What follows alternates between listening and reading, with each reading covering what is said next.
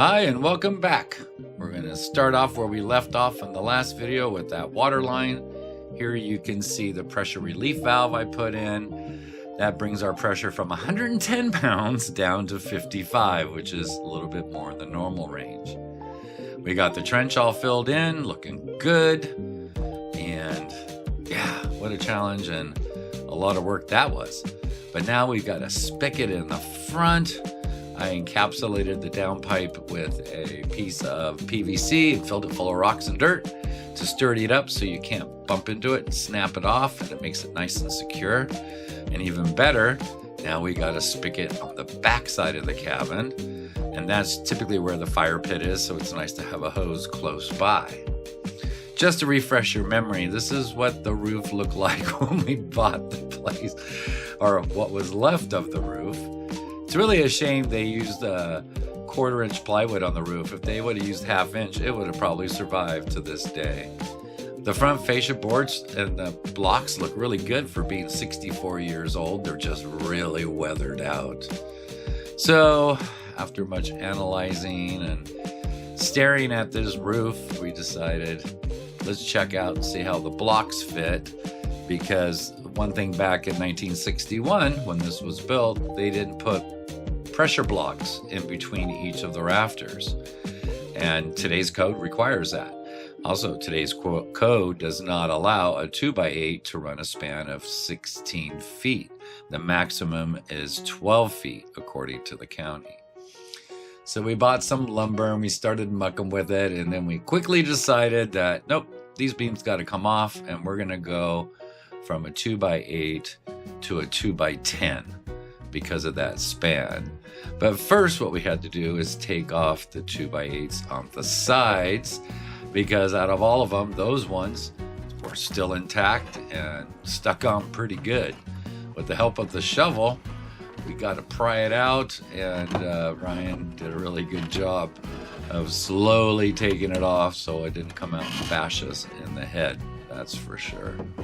If any of you know Ryan, he's definitely a thinker and a doer, and he analyzes everything and comes up with the most clever ways to handle situations like this so nobody gets hurt, which was pretty awesome. Yep. Next, we had to take off one row of the siding because the siding would interrupt putting in the new 2x10s. So that one came off as well. That one came off a little bit easier, and nobody was injured in the process. Then we had to get rid of all what was left of that 1/4-inch plywood that was been flapping up there for probably decades. It's just crazy. I can't tell you how much of that plywood and pieces of wood I picked up throughout the property as it blew off over time. And I'll tell you, that makes the best firewood. Boy, that stuff will light a fire really fast because it is super dry and brittle. Next, we reinforced the double header on the top of the walls. Shot some nails in it to make sure it was nice and tight before we attached the new 2x10s. And yeah, as you can see, it's starting to get dark, and we got those double headers put back in and nice and tight. And here's our camp out ready to go with our heated electric camping chairs, which are so amazing. And once again, I'll leave you with a moonrise, and it's just fantastic out there, man. The sky just moves and it's beautiful. Absolutely love it. Absolutely love it. There's nothing like ending the day sitting around the campfire in our new heated electric camping chairs that run off a battery to keep your tushy and back warm. They are amazing, and they're also very padded chairs as well. But having the fire and making our hot dogs, and I don't know, it's so relaxing, and it makes the hard work during the day so worth it. That is for sure. In the morning, we break out the magnet roller so we can pick up any nails that drop from all the wood we pulled off yesterday. I'll tell you, I cannot believe how many nails we pick up. And then we have our visitors of the 3 wild dogs that seem to pop around all the time. So we started demoing the other half of the cabin, and we set one 2x10 up there with one block just so we could stare at it for a while and try to figure it out. And eventually we kind of got into our rhythm and started replacing them one by one. And yeah, it was quite challenging and a lot of hard work, but it was a lot of fun watching it come together. Originally, we were going to put up a beam and, put the 2 rows of pressure blocks in between, but, we figured I can come back later and do that by myself when Ryan's not available. So we just decided to get those beams up and nailed in and all the hangers in, what it took 2 people. Then, of course, we had to give it some life. So we put some Christmas lights on. These are the old-fashioned C9s or something. 2 strands. They took 285 watts to run off of my EcoFlow battery in the truck. So we didn't leave them on too long. But here you go, Mom. Here's some game cam of the animals wandering around. This is about 50, 75 feet from where we're actually sitting at the campfire. Obviously, this was later at night when we were in bed, but this is the animal activity of them just walking around and checking things out. It's pretty amazing. They just kind of do their run, I guess, through all the properties. And here we are catching them. I'm not feeding, not giving water to wild animals because, you're not supposed to. And then, of course, the dogs come by in the morning and check out our progress. It's pretty crazy out there. The next day, we just continued on, man, getting those rafters up. And this was a 2.5, almost 3 days of doing this. But once we got our rhythm, it went up pretty good. I'm pretty excited. There are 20 rafter beams on each hanger. Takes 9 nails, and that's on both ends, by the way. But we left a foot on the back for an overhang, and we left almost 2.5 feet in the front because we thought it'd be cool to have a little overhang on the front porch. Keep the sun from blaring in the windows in the morning and early afternoon. And it came out really good. We were so stoked.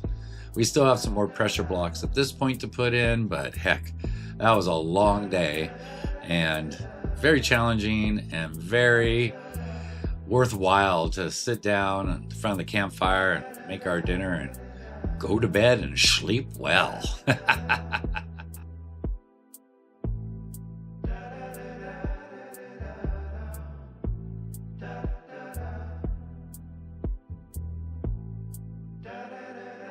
This here is the morning of a solo trip I took to put in the blocks. I got in late afternoon, didn't do anything, just kind of sat by the fire.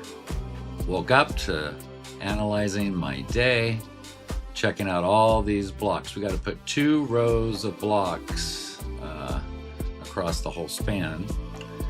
And okay, here we go. So I set up all the tools and I decided to take some wood and just cut a bunch of the blocks and start installing them. I'll tell you, these are 14.5 to keep the center joist or rafters 16-inch on center because that's code. And you can only do so much cutting at one time, and then you got to move on because it's so monotonous.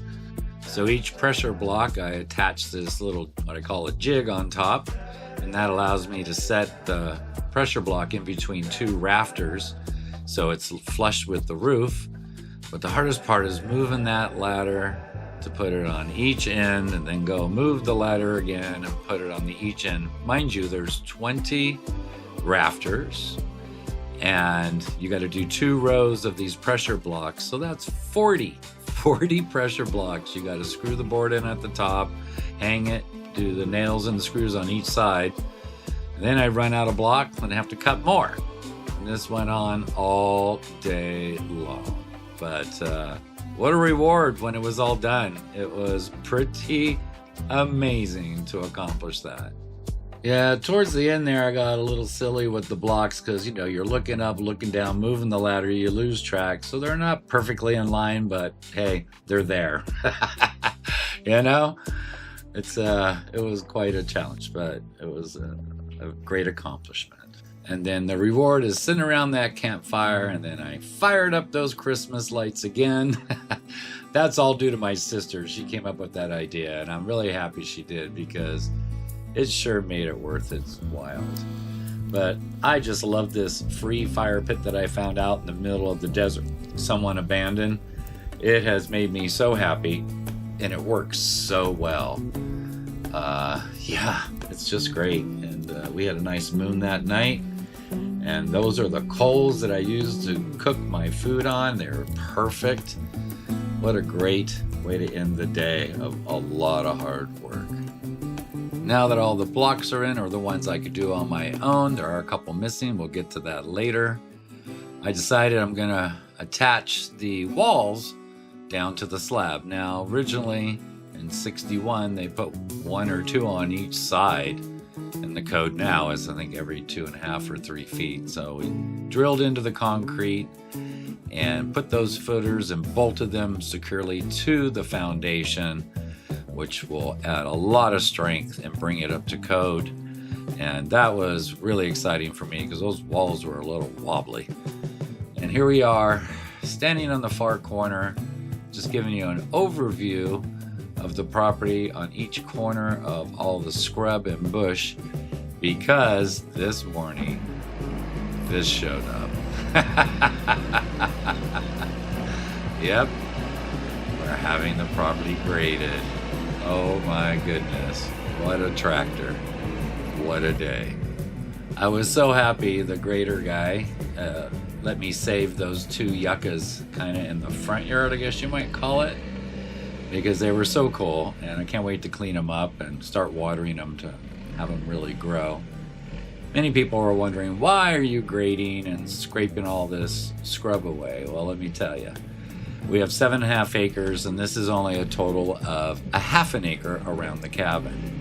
This is so snakes and scorpions and bugs and things like that don't get too close to where you're going to stay or sleep. And everybody does it out there. It's just something you do.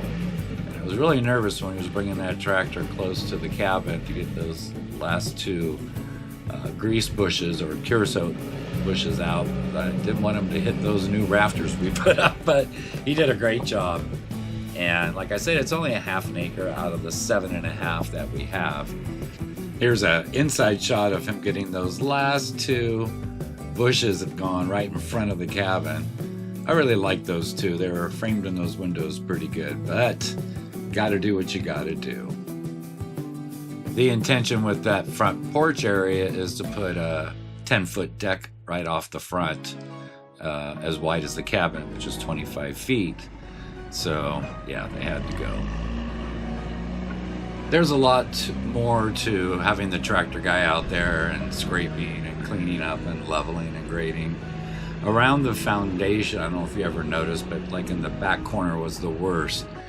You can see where the bottom of the foundation is actually exposed, like right about there, and the top of the foundation is there. That's a foot, and that's supposed to be full of dirt all the way around. So you can see here, he's bringing in, this is the section in the front where he's bringing in the dirt, and this guy here is packing it down and using the hose and leveling it and grading it to bring the foundation of the land back up to where it's supposed to be, which is about 4 inches below the wood siding. So that concrete should all be covered up. And I can say these guys were amazing. They worked well together. They knew exactly what each other needed and when and where. And this guy, man, he leveled it and packed it down. Made me feel pretty good to bring that the surrounding dirt and sand up to the foundation at where it should be, or where it was back in 1961. Wow, 4 years ago. That's crazy. And this, of course, is another reason why we put the water line in, because we knew we'd need water for this process. It's crazy. And of course, the dogs had to come by on their, morning and afternoon and evening routine of running through the desert and check things out. All right, so let me give you a before view of the area. You can see at the bottom of the screen, that's my little driveway that I spent trips and trips clearing the scrub to get in and out. And then this guy comes by with the tractor and, you know, just a few minutes, wipes the rest of it out. There's my 2 yuccas out there in the middle. And yeah, came out good. This is a view from the front before. And the good thing is, you're probably wondering, like, all that wood and pieces of lumber that we ripped out, a lot of it we cut up and we're using for firewood. And if you're wondering where all the scrub and everything ended up, see where he's at? He dug a huge hole. And you push it all in the hole, and right now he's covering that hole, and he's gonna run over it a few times and pack it all down. And that's where all the brush ends up. And I thought that was pretty genius. No trips to the dump, and it's all handled. Here he is, almost done packing it in. The after is kind of shocking. You're used to all the bushes around, you know, and you kind of feel like you're not exposed, and now it's all wide open. And of course, it's all necessary for the big picture, because there's going to be some cool things to come in these graded areas. So along our street is basically a riverbed, and you can see to the right where he actually built a mound or a berm up. Where his truck is parked, or you see a truck there, that is actually like a small riverbed next to the road. And that keeps the water off our property. So, you know, a lot of good things came out of this. And of course, after another long, hard day, it's for some time around the campfire.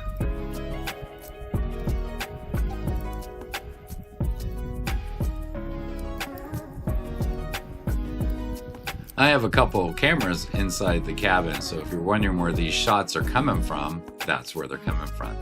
And it was fun to watch the guys look and inspect our work on our beams, walking by, checking out the inside, you know, and report back to me. They go, man, you guys did a good job. You really overbuilt that roof. And I'm like, that's great. Even the neighbors that come on a walk every morning with their cup of coffee came by and took a look and was commenting, I'm sure, about how the grading went along the slab.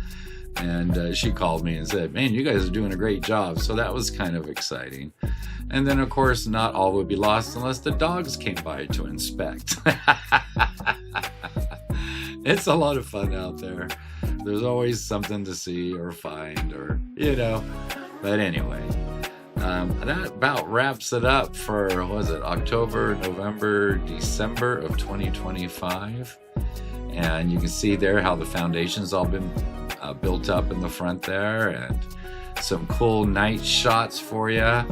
And I guess, yeah, I guess there's more to come for 2026. So I guess I'll just sign off and say, I hope you guys all have a great and happy new year. I love you, and most of all, love you, Mom.